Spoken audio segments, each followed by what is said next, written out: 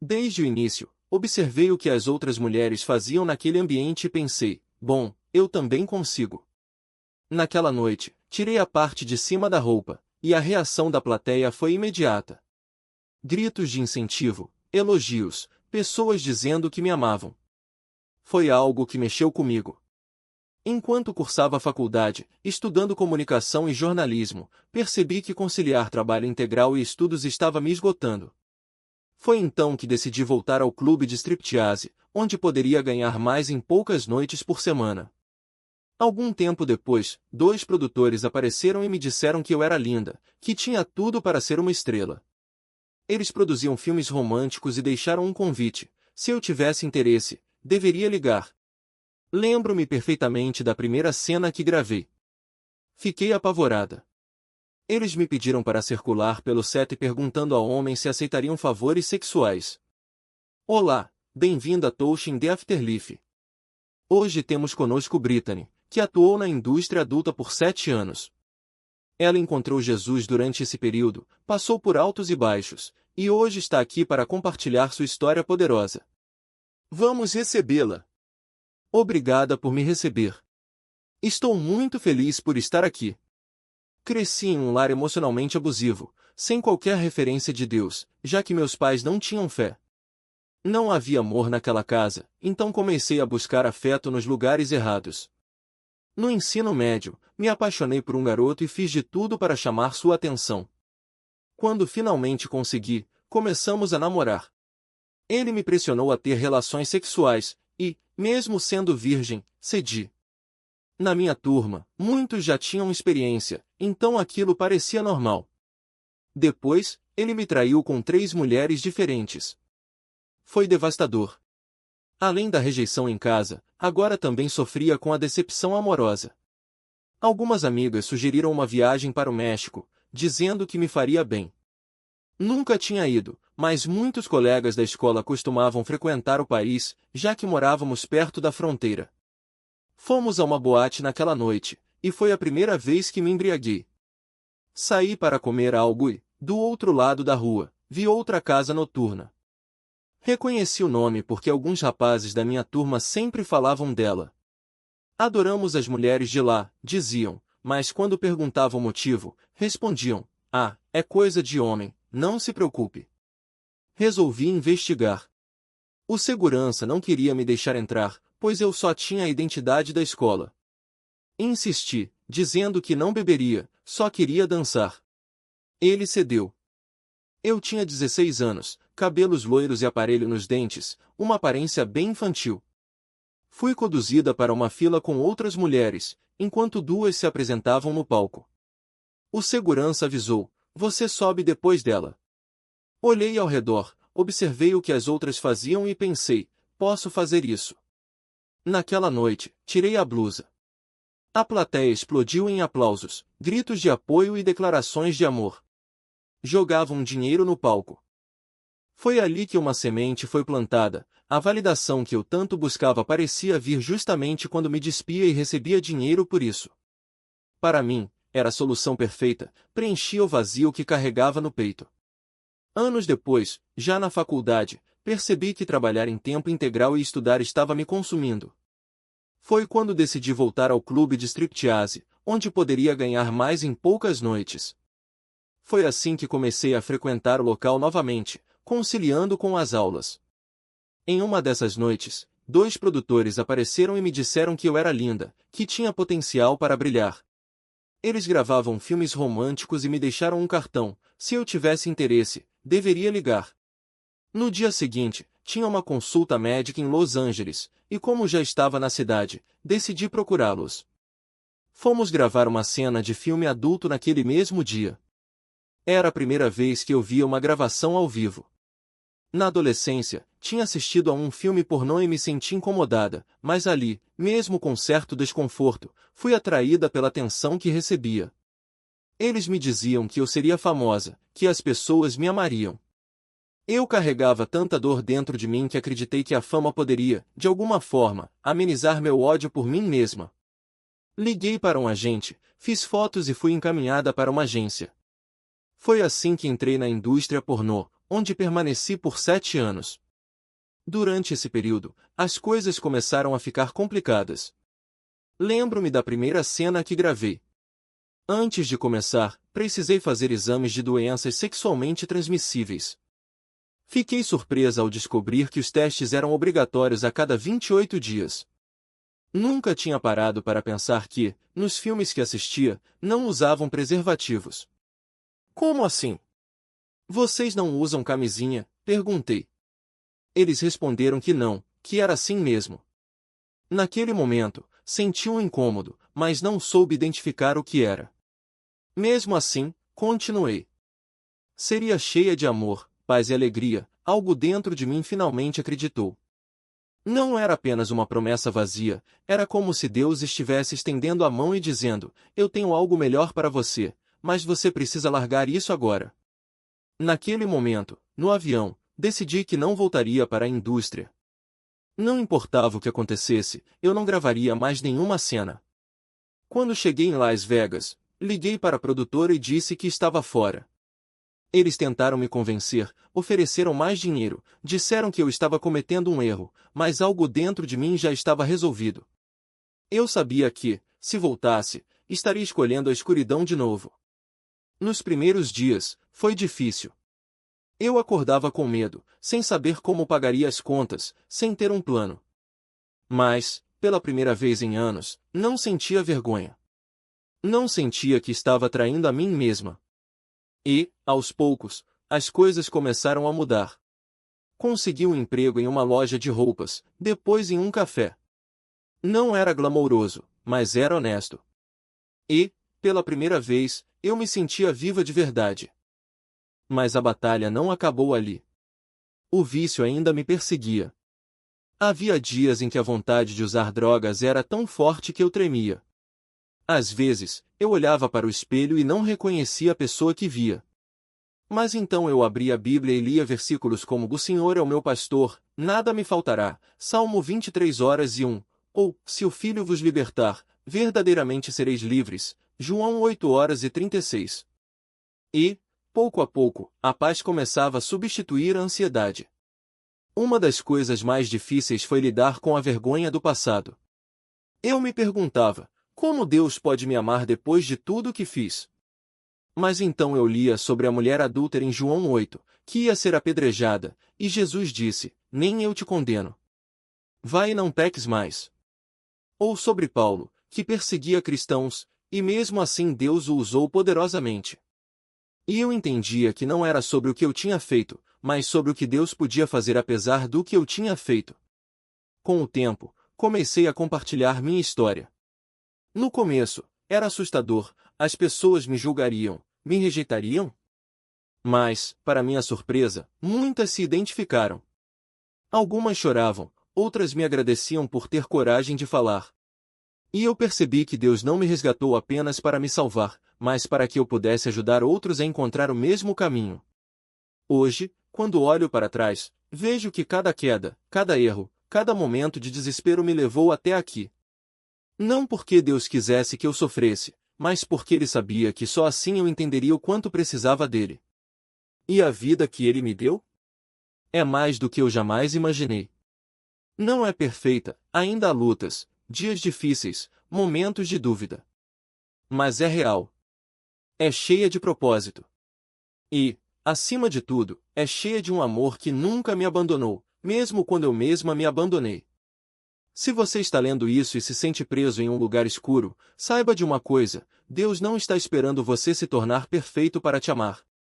Ele está esperando você dizer sim, mesmo que seja com medo, mesmo que seja com dúvidas.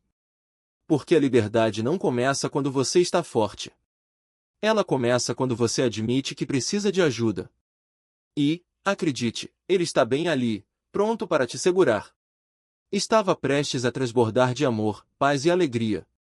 Tanta esperança brotava em mim que pensei: vou seguir essa voz, porque sei que Ele não vai me abandonar no caminho. Naquele mesmo dia, deixei a indústria para trás. Queria ir à igreja, mas não fazia ideia de como funcionava, achava que precisava de um convite, de alguém para me levar. Até que, um dia, Vi um conhecido do ensino médio comentando em uma das minhas postagens no Facebook. Reparei que ele compartilhava versículos. Então, sem pensar duas vezes, mandei uma mensagem: "Você vai à igreja? Posso ir com você?" E assim começou. Deus ainda sussurrava: "Venha como está", e eu, com todas as minhas fraquezas, disse sim. Logo estávamos namorando, e ele me levou à igreja pela primeira vez. Mas algo não se encaixava. Enquanto eu buscava um emprego, ele sugeria: "Você podia voltar para a boate, ninguém da igreja vai te ver lá." Fiquei confusa. Se ninguém da igreja vai, por que você vai? E se eu for vista? Além disso, algo dentro de mim dizia que não deveríamos continuar tendo relações. Falei com ele: "Acho que Deus quer que a gente espere até o casamento." Mas as coisas não batiam. Cada vez mais, eu sentia que algo estava errado. Até que, numa sexta-feira, fui sozinha a um culto de jovens, ele não pôde ir. Foi um momento divino. O pregador olhou para as mulheres e disse: "Se você está em um relacionamento e seu parceiro não te trata como uma filha de Deus, ele precisa se posicionar ou sair da sua vida. Você merece amor verdadeiro. Você tem valor." As palavras me atingiram como um raio. Comecei a chorar. Ali estava eu, discutindo com meu namorado sobre pureza, enquanto ele me incentivava a voltar para um lugar que me destruía. Se eu realmente merecia amor verdadeiro, por que ele me empurrava para algo que me fazia sentir usada? Naquele dia, tomei uma decisão. Terminei o relacionamento e prometi a Deus, e a mim mesma, que ficaria um ano sem namorar. Sabia que os homens eram minha fraqueza, e precisava me fortalecer. Queria conhecer a Deus de verdade, sem distrações. Fiz a cerimônia de pureza na igreja, entregando minha vida por completo. 2 anos depois, conheci meu marido. E, de forma incrível, exatamente 3 anos após aquela cerimônia, no dia 20 de fevereiro de 2013, nos casamos no dia 20 de fevereiro de 2016. Não planejamos a data, foi a única disponível no local que escolhemos. Quando reli meus diários depois, percebi, era o mesmo dia em que eu havia me entregado a Deus. Os detalhes não eram coincidência. Deus estava ali, mostrando que Ele cuida até das coisas que parecem pequenas. Mas por que os homens eram minha fraqueza? Por que tantas mulheres caem nessa armadilha? A resposta é simples: todo mundo quer se sentir aceito, amado, visto. Quando não encontramos isso em casa, buscamos em outros lugares, mesmo que seja no lugar errado. No meu caso, encontrei validação na boate. Achava que, se os homens me desejavam, eu tinha valor. Depois, nos relacionamentos, pensava: se ele dorme comigo, é porque sou bonita, interessante, digna. Mas era tudo mentira. Uma mentira que eu acreditava porque estava faminta por afeto, com medo da solidão, querendo preencher um vazio que só Deus poderia curar. Conversando com outras mulheres da indústria, percebi que não estava sozinha. Muitas tinham histórias parecidas: pais ausentes, abusivos, ou até mesmo religiosos que as sufocavam com ameaças de inferno. Se você fizer isso, Deus vai te punir. Mas o amor de Deus não se impõe com medo, ele atrai com bondade. Quando alguém cresce ouvindo que é um pecador condenado, acaba se afastando dele, não se aproximando. E, sem amor verdadeiro, busca preencher esse vazio em lugares que só trazem mais dor. Hoje, olho para trás e vejo o quanto isso é sério. A expectativa de vida de uma mulher que trabalha na indústria adulta é de apenas 35 anos. 35. Já passei dessa idade pela graça de Deus, mas perdi muitas amigas para overdoses, suicídios, doenças. Se esse mundo fosse realmente empoderador, por que tantas vidas são destruídas? A Bíblia diz que o salário do pecado é a morte, e em 1 Coríntios 6:18 lemos que todo pecado cometido fora do corpo, mas o sexual é contra o próprio corpo. É como se estivéssemos nos ferindo por dentro, repetidamente. O peso da imoralidade sexual é imenso, não porque Deus seja cruel, mas porque Ele nos criou para algo maior. Quando usamos nosso corpo de forma contrária ao seu propósito, é como se estivéssemos cavando nossa própria cova, um pouco a cada dia. Muitas pessoas não percebem isso porque o pecado é extremamente enganador. E o engano vem, em grande parte, do inimigo, que distorce a realidade. O pecado pode até parecer prazeroso, mas é como um veneno doce, satisfaz a carne por um momento, mas rouba a alma aos poucos. Já vi inúmeras histórias trágicas, e a verdade é que essa indústria é tóxica até a raiz. Alguém pode perguntar, mas por que elas parecem tão felizes nas redes sociais? Se você tivesse acesso ao meu Instagram em 2005, também me veria sorrindo. Mas era apenas uma personagem, um papel que eu interpretava. Por fora, parecia tudo perfeito, por dentro, eu estava morrendo. E quando falamos em empoderamento, o único que realmente empodera nesse contexto é o diabo. Não há liberdade verdadeira ali. O que move essas pessoas é a cobiça da carne, a sede por dinheiro, o desejo de aprovação, mas, no fundo, elas estão vazias. E era exatamente assim que eu me sentia. Hoje, com plataformas como o OnlyFans, muitas mulheres acreditam que será a solução fácil para seus problemas. Elas trocam sua integridade por um salário, sem perceber que estão vendendo algo que não tem preço. O que a maioria não entende é que, quanto mais ignoramos a voz da consciência, quanto mais resistimos ao Espírito Santo, mais insensíveis nos tornamos. No começo, eu ainda tinha alguns princípios, mas, à medida que os ignorei, me transformei em alguém sem convicções. Tudo valia. E essa é a maior mentira que o mundo vende. Você é livre porque pode fazer o que quiser. Mas, se pararmos para pensar, percebemos que somos escravos do que nos controla. Se o dinheiro dita suas escolhas, você é escravo dele. Se precisa de drogas para começar o dia, elas é que mandam em você. Liberdade de verdade só existe em um relacionamento com Jesus. Deus nos deu um presente, a consciência, como uma bússola interna. Mas, quanto mais a ignoramos, mais nos afastamos da sua verdade. E o diabo sabe disso. Ele quer nos ver anestesiados, distantes da voz de Deus, porque, no fim, o que ele deseja é roubar nossa vida. Infelizmente, é isso que tem acontecido. Mas também há histórias de restauração. Uma delas me marcou profundamente. Uma mulher me procurou pelo Instagram dizendo que queria sair da indústria. Eu a convidei para ficar na minha casa. Na época, meu marido e eu ainda não tínhamos filhos. Ela aceitou e veio passar uns dias conosco.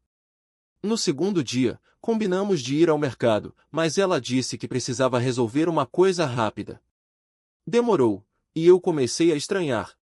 Quando voltou, confessou que estava ao telefone com sua agência, negociando sua volta ao trabalho. Fiquei arrasada. Entrei no quarto e chorei. Deus, por que ela está fazendo isso? Você está dando uma chance.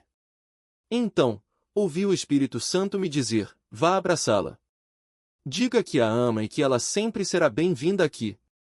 Eu fiz isso, mesmo sabendo que ela iria embora. Nos 6 meses seguintes, orei muito por ela. Até que, em um evento de uma convenção de entretenimento adulto onde eu estava para compartilhar o Evangelho, a encontrei. Ela parecia exausta, com os olhos vazios. Perguntei como estava, e ela respondeu, não estou bem. Voltei para a indústria, mas quero sair. Naquele momento, eu disse, vamos fazer isso acontecer. E caminhei com ela nessa jornada. Ela morava em Los Angeles e passou a me visitar com frequência em San Diego. Conseguiu um emprego como professora de educação infantil, já tinha formação para isso. Depois, conheceu alguém, mudou-se para a Costa Leste, casou-se e hoje tem 2 filhos. É um processo longo, cheio de altos e baixos, mas ver Deus restaurando vidas assim é algo lindo. Outra história que me emociona é a de uma mulher que também queria sair da indústria. Eu orava com ela por telefone, até que, de repente, ela sumiu. Fiquei 2 anos sem notícias. Até que, outro dia, recebi um e-mail dela. Ela escreveu, desculpe por ter sumido. Me senti tão envergonhada, achando que Deus não poderia me amar depois de tudo. Mas eu queria te contar que saí da indústria há mais de 1 ano. Estou casada agora, e meu marido e eu frequentamos a igreja. É assim que Deus age, Ele não desiste de nós, mesmo quando nós desistimos de nós mesmos. Sei que isso é uma epidemia. A indústria pornográfica não afeta só os homens, mas também muitas mulheres. Então, como vencer o espírito de luxúria? Como superar essa luta? A resposta está em 3 pilares: limites claros, vida de oração e leitura da Palavra de Deus. Há estudos que comprovam isso. Uma pesquisa da Lifeway Chart mostrou que quem lê a Bíblia 1 ou 2 vezes por semana não vê grandes mudanças. Mas, a partir de 3 vezes, já se nota uma diferença. Quando a leitura chega a 4 vezes por semana, os resultados são ainda mais profundos. Um deles é a redução de 61% nos comportamentos imorais. Eu incentivo a leitura diária, mas, se começar com 4 dias por semana, já verá progresso. Esse é o melhor ponto de partida. Porque a palavra de Deus é viva, eficaz e capaz de transformar até os pensamentos mais profundos. Quando nos alimentamos dela, o Espírito Santo começa a renovar nossa mente, e aquilo que antes nos escravizava perde o poder. Não é mágica, é obediência. E, quanto mais obedecemos, mais livres nos tornamos. Se você está lutando contra a luxúria, o primeiro passo é mergulhar na palavra de Deus. A Bíblia nos ensina que, se andarmos no Espírito, não satisfaremos os desejos da carne. Quando a tentação chega e tudo o que você consegue pensar é em sexo ou pornografia, saiba que Deus quer reconfigurar sua mente. Ele deseja curar sua alma e libertá-lo dessa escravidão. Mas isso exige um relacionamento verdadeiro com Ele. Um exemplo poderoso na Escritura é José. Quando a esposa de Potifar tentou seduzi-lo, ele fugiu da imoralidade. A Bíblia diz que José já havia decidido em seu coração que não pecaria. A batalha, muitas vezes, começa na mente. Se você não firmar um propósito claro, eu não vou ceder a essa tentação, as chances de cair aumentam. E mais, se você não odiar o pecado, provavelmente acabará cedendo a ele. É preciso vencer a batalha interior declarando: eu odeio isso. Odeio o que isso faz comigo e com os outros. Não vou me render. Eu mesma passei por isso. Antes de me casar, meu marido e eu decidimos esperar até a noite de núpcias. Vindo de um passado de lutas, eu me perguntava, como isso será possível? Mas todos os dias eu repetia, não vou cair em pecado sexual. No começo, meu estômago se revirava ao dizer isso, minha alma não acreditava. Mas continuei falando até que, um dia, algo mudou. De repente, senti paz. Era como se uma barreira tivesse sido quebrada, e eu finalmente acreditava, realmente não vou ceder. Nossas palavras têm poder. Às vezes, é preciso tomar autoridade sobre elas e declarar a verdade até que seu coração a aceite. Além disso, cultive um relacionamento profundo com Deus. Vá à igreja, encha-se da presença dele. O Salmo 37:4 diz que, quando nos deleitamos no Senhor, Ele nos concede os desejos do coração. E isso inclui transformar esses desejos. À medida que você se aproxima dele, coisas que antes o atraíam perderão o poder. Você não vai mais querer olhar para a pornografia ou viver na imoralidade. Deus é quem opera a mudança em nós, e essa transformação é progressiva, de glória em glória. Você perguntou sobre o impacto da pornografia nos casamentos. Os números são alarmantes. Em cerca de 60% dos divórcios, um dos cônjuges assistia à pornografia. Ela não apenas prejudica o relacionamento, mas destrói a confiança. Como seu parceiro pode confiar em você se sabe que você se satisfaz com a intimidade de outras pessoas? Isso gera inseguranças. Será que não sou suficiente? Além de alimentar a vergonha e o segredo. Quem consome pornografia muitas vezes esconde isso, e quando a verdade vem à tona, a quebra de confiança é ainda maior.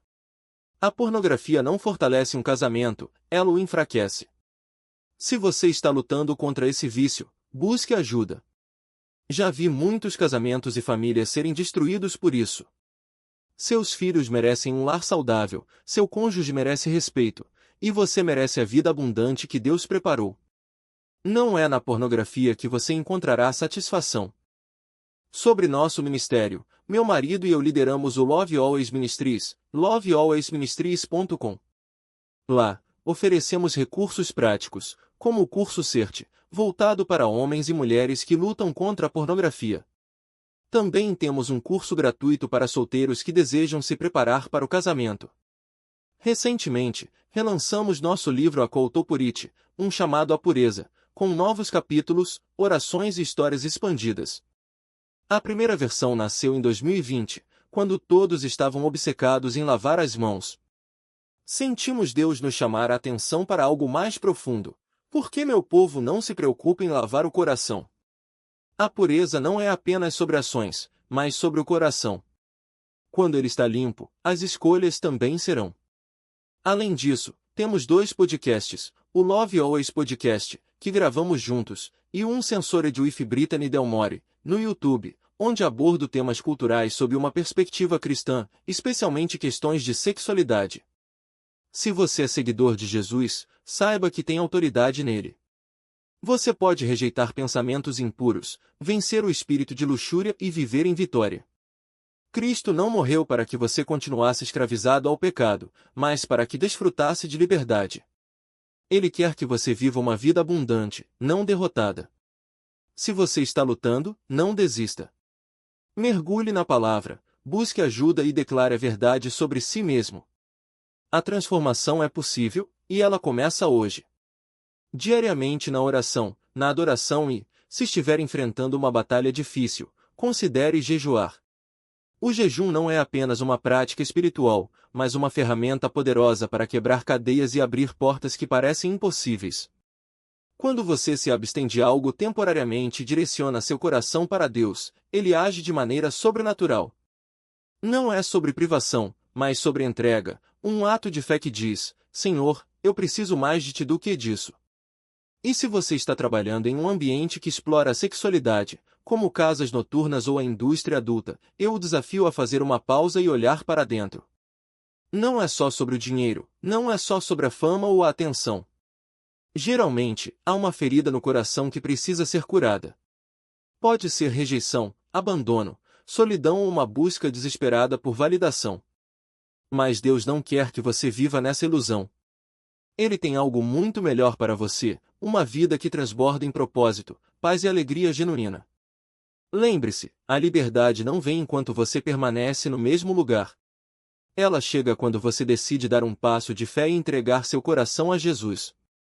Ele não te chama para uma vida de miséria, mas para uma existência plena, onde suas necessidades são supridas, suas feridas são saradas e sua identidade é restaurada. Você não precisa mais se vender para ser aceito, porque ele já te aceitou. Você não precisa mais buscar validação nos olhos dos outros, porque ele te diz quem você é: amado, escolhido, valioso. E essa transformação não é um sonho distante. Ela começa agora, no momento em que você diz sim para Deus. Ele já preparou um caminho para você, um caminho de cura, de propósito e de liberdade verdadeira. Não importa o quão fundo você tenha ido, não importa o quão longe você acha que está. Deus não te vê pelo que você fez, mas pelo que Ele pode fazer em você. Então, se você está cansado de viver uma vida que não te satisfaz, se você anseia por algo mais, eu te convido a clamar por Ele hoje. Peça que Ele revele seu amor por você. Peça que Ele mostre o plano que tem para a sua vida. E quando Ele falar, não hesite em obedecer. Porque a melhor versão de você não está nas luzes dos holofotes, nas curtidas ou no dinheiro fácil. Ela está em Cristo, onde há paz que excede todo entendimento, alegria que não depende das circunstâncias e um amor que nunca falha. Pai, nós te agradecemos por este momento. Obrigado por não nos deixar onde nos encontramos, mas por nos chamar para algo maior. Hoje, nós declaramos liberdade sobre cada pessoa que está ouvindo. Quebra as correntes de vícios, de depressão, de ansiedade e de todo o peso que tem roubado a alegria delas. Senhor, cura as feridas do passado, restaura o que foi perdido e renova a esperança onde ela se apagou. Nós te pedimos que envie teu Espírito Santo para guiar cada passo. Que cada um aqui sinta fome de te buscar, de mergulhar em tua palavra e de viver uma vida que te honra. Que eles experimentem, de fato, a vida abundante que Jesus prometeu. E que, ao olharem para trás, vejam que valeu a pena cada renúncia, cada luta, cada momento de entrega. Nós te amamos, Senhor. Obrigado por teu amor incondicional, por tua graça que nos alcança mesmo quando não merecemos. Que tua presença seja real em cada coração hoje. Em nome de Jesus, nós oramos. Amém.